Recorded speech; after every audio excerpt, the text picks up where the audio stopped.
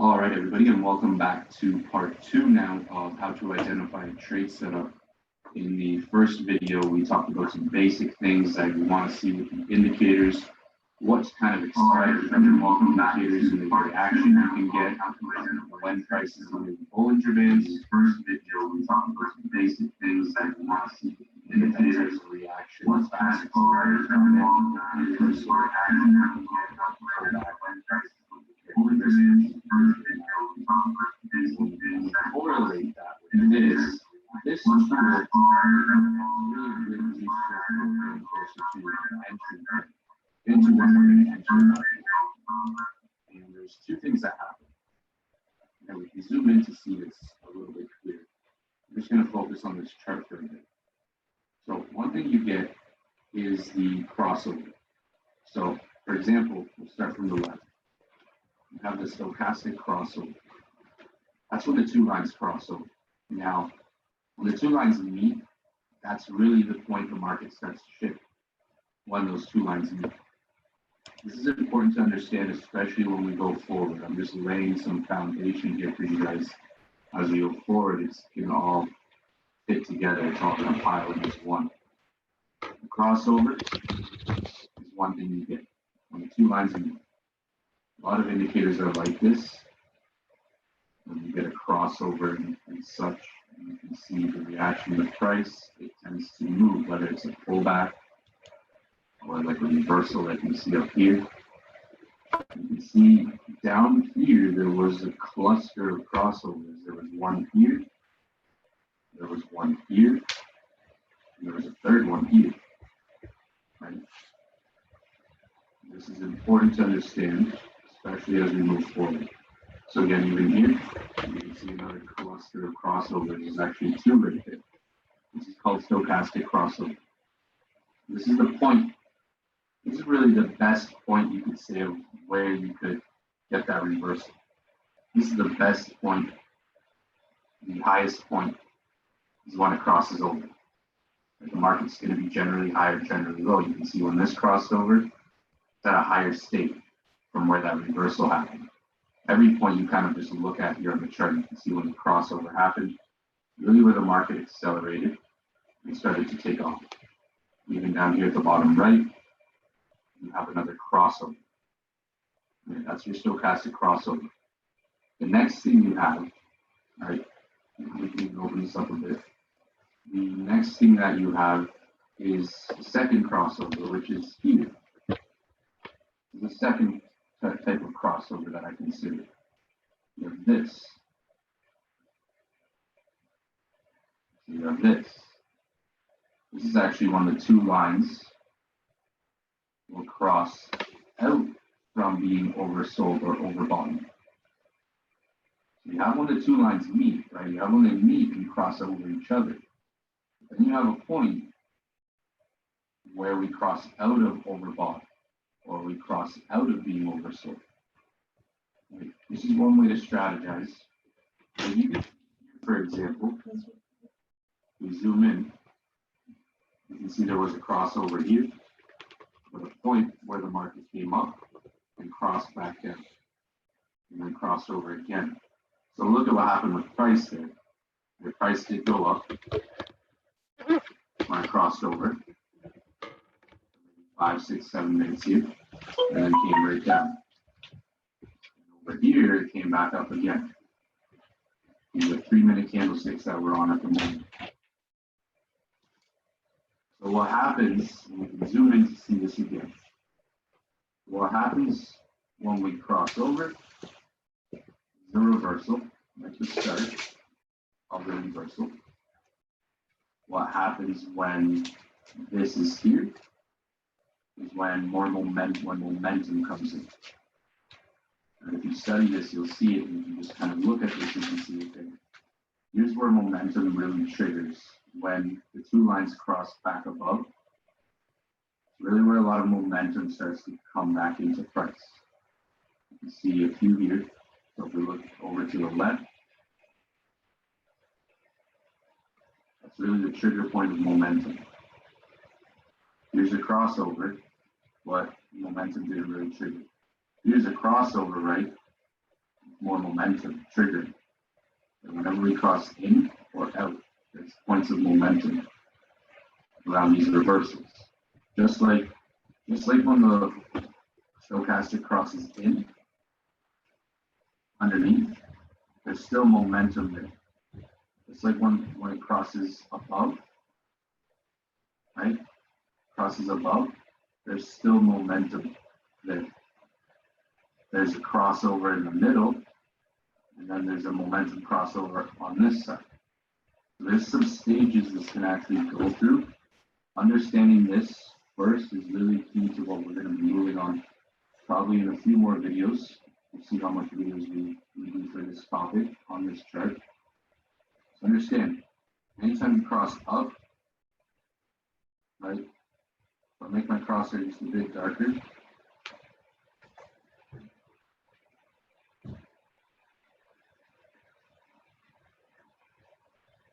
There we go.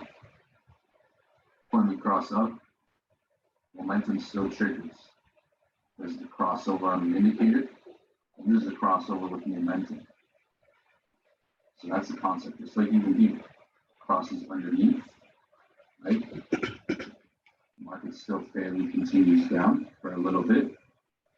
It crosses over, pulls up. Take a little bit of time to look at this thing on this chart, pause the video even. This is just going to give you a better understanding of how we can strategize, because the next step to understand is time frames. The next step to understand is using two time frames together.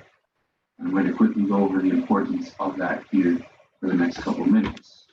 Once you kind of understand how to identify trade setups, ways to work in, and what I call this, you say in a few videos, is scaling in. We call this scaling in. So this is important to understand. This is what we use to get better entries or better timing of entry if we're looking for a reversal. But I'm going to show it in a few videos. There's a few ways to strategize with this indicator once you understand the concept that I'm going to show here. So what I do, and one thing that a lot of traders do, this is a very common method. It's two time frames together. I've talked about this in some videos and some trainings. We have the time frame on the left, which is the 3 minute. Then we have the one on the right, which is the 2 minute. So if we've identified something on a higher time frame and overbought, right, prices near the Bollinger Bands, if we're looking to enter the market and see these crossovers, see these things happen sooner, this is one method we can use. Because what we see over here is going to be lagged. So the crossover on the 3 minute, we're going to be able to see that happen sooner on a 2 minute, or come closer to it on a 2 minute. Everything here is going to be happening faster in real time. A tad bit faster. I don't mean so much faster, but a little bit faster that we can get it at a better time. Now, this is what we call scaling in. Because even the momentum crosses over. As momentum crosses over, this starts to pretty much follow behind it. We look at a few more examples, like the top here. You can see the 3 minute time frame touches the Bollinger Bands. We're also overbought here. So look what happens on the time frame on the left. Somewhat the same thing happens, but it might happen in a different way. This is how we can strategize to get different entries.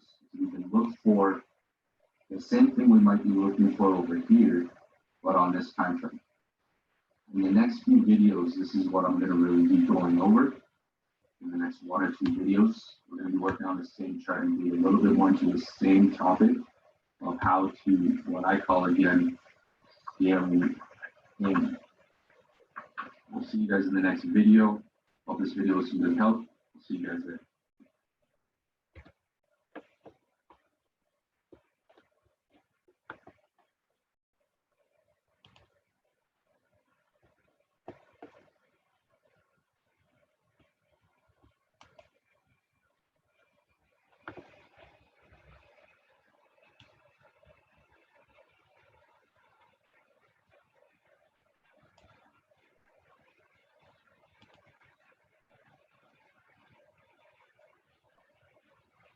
How's it going, everyone? In this video, we're going to cover the parabolic SAR. So what we're going to do is we're going to go right into indicators here, and we're going to search for parabolic. So we're going to click parabolic SAR, and that is short for parabolic stop and reverse. So the way how I like to look at the parabolic SAR, I like to look at it as like a broken trend line, right? Because what it does is the following. If it indicates price is moving up, you're going to see the dots up here in the bottom, a lot like an uptrend line, except there are dots. If it indicates that price is moving down, you will see the dots up here above price, where it's indicating a down move. Now, unlike trend lines, price does not necessarily have to touch the parabolic dots before you consider it confirmation. It's a standalone confirmation in itself. Now remember that no indicator is 100% correct, so what we do is we just simply use this as a confirmation. So in settings, we go into settings, and the default settings are almost always in crosses instead of actual, it's more like these. So it's crosses and they're really thin. But what I do is I just, edit them. I make sure I keep it on circles so it's more visible to my screen. And I make sure that the circles are nice and thick, as you can see over here, because I like for things to be actually visible. And of course, you can save it as default, and I just keep the input exactly the way it is. So when you combine it with other indicators such as, okay, in the last previous videos, we talked about RSI. So let's use RSI, okay? And in conjunction with that, let's use stochastic, since we spoke about that before too. So there we go. Now let me just bring this down, okay? And you can just combine it, okay, with different indicators. We will also cover, all right, Bollinger Bands. So let's select Bollinger Bands as well. Okay, and here we have it. I like to adjust my bands. My background, this should be black, this is red. And make one thick. This is going to be blue. Thick. And background. It looks a lot like the simple scalper strategy that I use and you actually have access to on the binary scanners, okay, on the high frequency Forex scanners. This has a lot of elements to the simple scalper strategy scanner, but it's a lot more to it than that. So we'll cover that in our live training sessions, which I'm looking forward to seeing you there.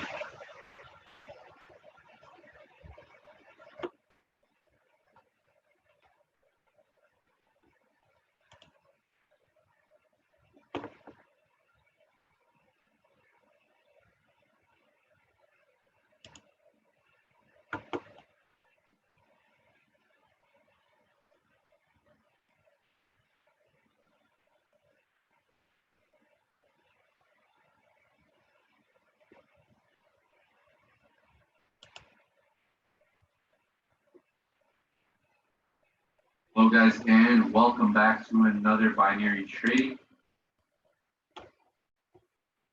I've just paused that for a second so I can rename the other chart.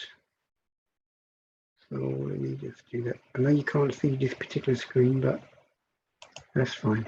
I'm not going to be long.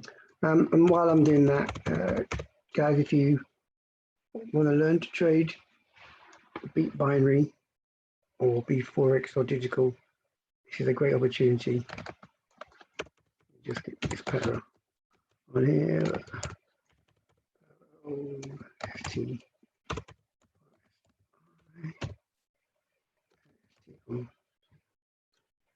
TH. Let me just save that on my trading view, and we'll just watch this video, and then we'll call it a day. Video. Let's go over to the same chart we were looking at in the previous one, to this on the AUD/USD 15-minute chart. Now, here's where I want to show you the difference between settings here with stochastic and the RSI. Like I said, aside from these ones, there's a way we can tweak the settings. Now, 14, 3, and 3, I'm going to keep that as it is. This is one combination here for the binary trading strategy method. As you can see, the stochastic ranges enough itself. The stochastic becomes oversold much more than we see the RSI actually oversold, to how we would like to see it. You can see many times here where the stochastic is oversold by itself. But if you look at the RSI at some of those points, even here, and a little bit in here, for instance, the RSI at those points was not oversold, was not oversold.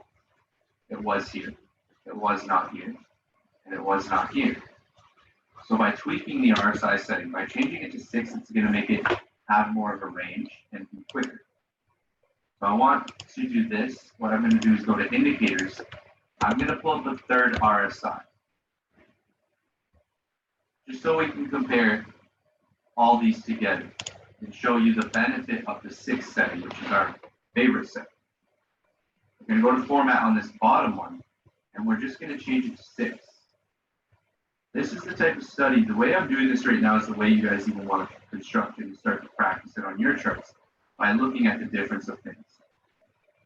So now what we're going to notice on the RSI at the bottom, it's going to range more. It's going to range much more often in comparison to the 14. So we have default stochastic here, 14, 3, and 3. We have default RSI. Default RSI, we already understand we don't see it as much oversold and overbought as the 14, 3, and 3 stochastic. But now let's look at the points where our stochastic is overbought and oversold. Here, for instance, we have an overbought stochastic.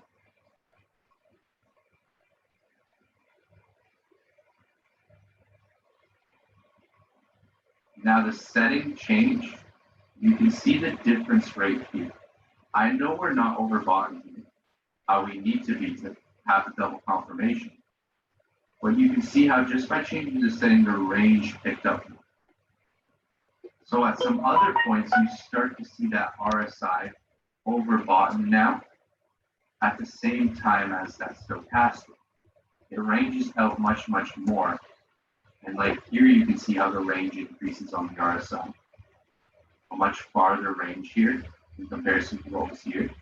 That can really help spot some really good trading signals and reversal signals at both of them perform. Even slightly here, you can see how we were overbought on the RSI. And here we were overbought on the stochastic, but on the 14, it was really just shy of being overbought.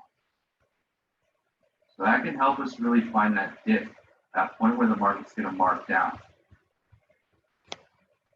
Let's remove the 14 and look a little bit more at this chart.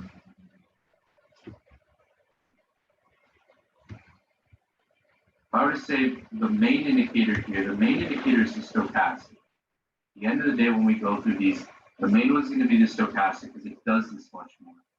The combination of both of them doesn't happen as often, but it is active. So again, here's a strong reversal point in the market. When it comes to binary trading, we want to be in either that first 1, 2, or 3 candlesticks. We're trying to be involved in that move right there of the reversal. It's just small movements we're focusing on. We're really just micro scalping the market at this point. This is how the stochastic works. You can see the correlation between the two, of the market going up to the market going down. Now here, you can see how the stochastic was slightly overbought.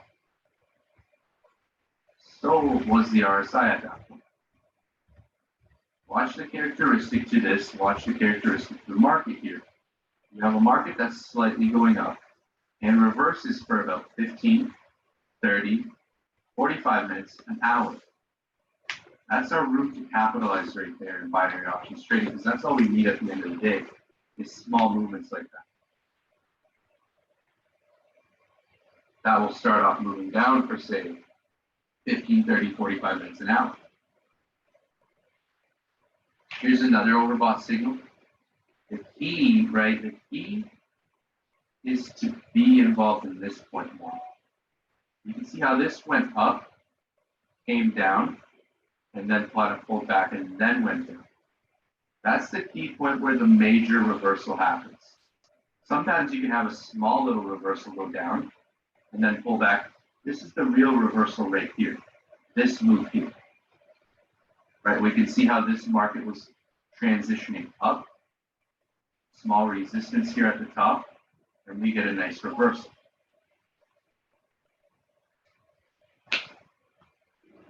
So the correlating factor, right, when you look at correlating factors and indicator-based strategies, this is how they work. And this goes down for a couple of hours. Same thing here. Oversold. You can see how the RSI was just about oversold right there at that time. So the market's coming down at this point. This is our reversal zone, our reversal area. And then we shift up to the top. We start to go back up now. Same thing up here. So the key, like this could be a, you know, a longer period of time, a little harder area to deal with because look how long this stayed over bottom for. The key is to try to get yourself there.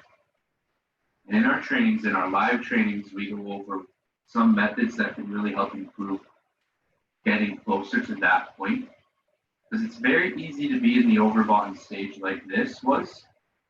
Very easy to be overbought here and know that the market's going to reverse. The harder part to really come across for some traders may be when it's going to exactly reverse. When these are going to start to exit the oversold or exit the overbought stage. That's the harder part to deal with some techniques like this. So currency pairs enter and they exit the stage.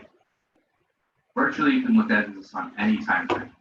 We have some videos about this on the Forex section as well, not just binaries.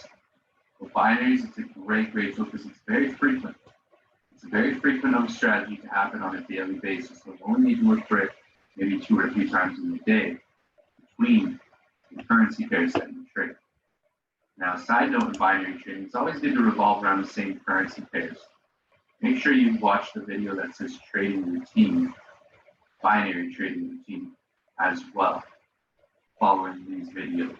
This is going to summarize this though, guys. I hope this video is some help to really understanding the foundation of our strategy and our technique more.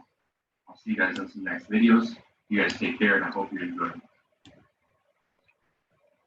Okay, just let's return to the library. And just a quick guide. If you choose to learn to trade, you've got many options.